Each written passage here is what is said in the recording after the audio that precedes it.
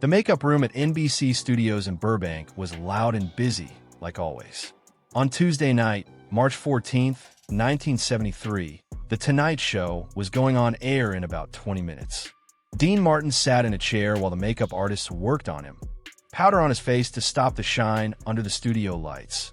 Hairspray to keep everything in place. It was the same routine he had done thousands of times. He looked tired. He felt tired. He was 65 years old and still working, still performing, still playing the role. Still being Dean Martin, when all he really wanted was to be Dino Crocetti again. To go home, be alone, and not have to charm anyone. Johnny Carson leaned into the room. Dean, you ready? We start in 15. Yeah, I'm ready. Same old stories, same old jokes. Same old Dean Martin everyone's already seen 100 times. Johnny heard something in his voice. He sounded worn out, maybe even defeated. You okay? You don't sound like yourself. I'm Fina. Just tired. Tired of the act. Tired of performing. Tired of being what people expect me to be. Johnny walked in and sat down. That wasn't normal. Dean usually didn't open up. He didn't show real feelings. He didn't let people see past the smooth, friendly mask. What's really going on? Johnny asked. Dean looked at Johnny through the mirror. Do you ever feel like you played a role for so long that you forgot who you really are?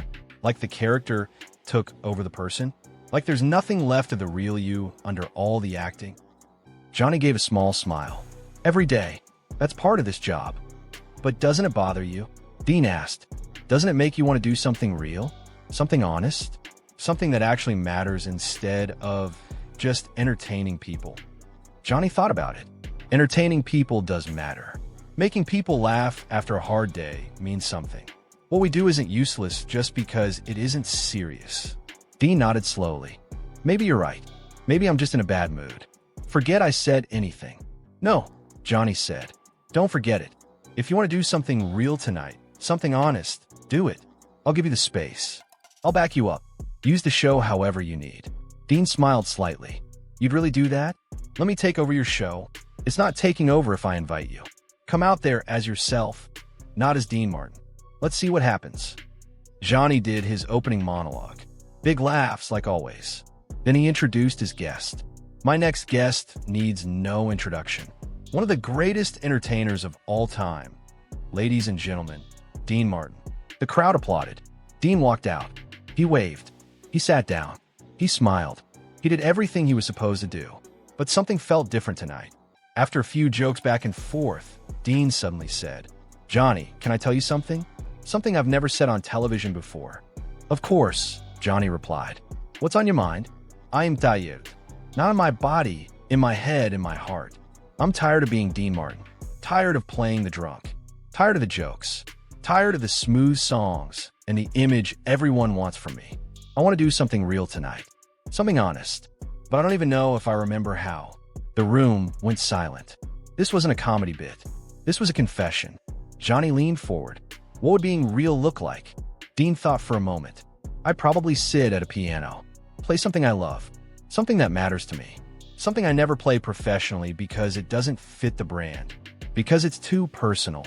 Johnny gestured to the set. We have a piano right here. Use it. Dean stared at the black grand piano. You're serious? No comedy? No bit. Just music. I'm serious. Millions of people are watching. Show them who you really are. Dean stood up and walked to the piano. He sat down, placed his hands on the keys. Felt them, cold, smooth, full of memory. I'm going to play something I learned when I was 16, he said. Living in Steubenville, Ohio. We had nothing. No money. No future that looked any different than the poverty we were living in.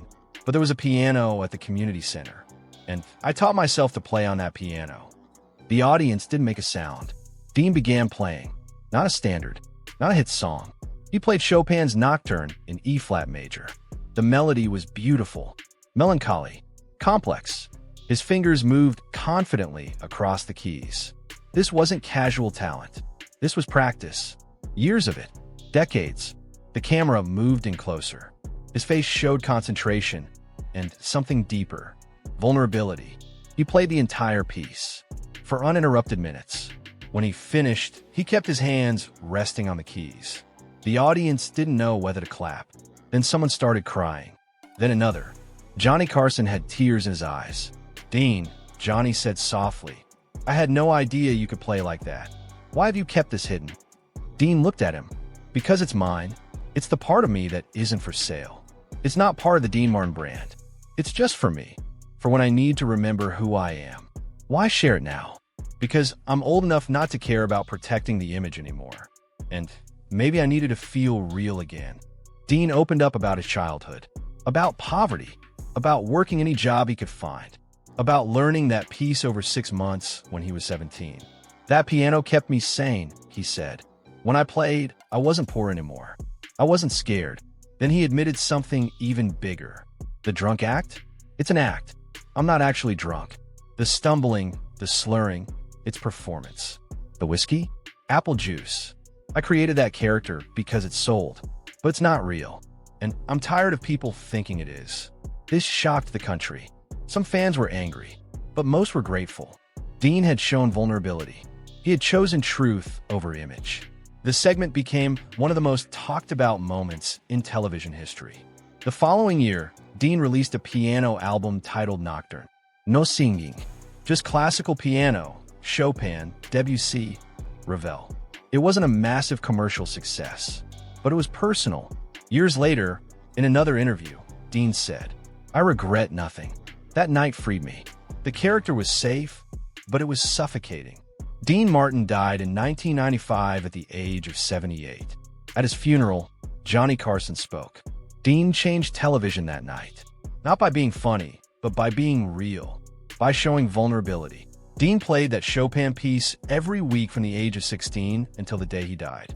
It was his anchor, his reminder, his connection to the boy he used to be, not the drunk character, not the smooth singer, just a human being sitting at a piano, trying to stay honest in a world that rewarded performance. That was the real Dean Martin, and that's what mattered most.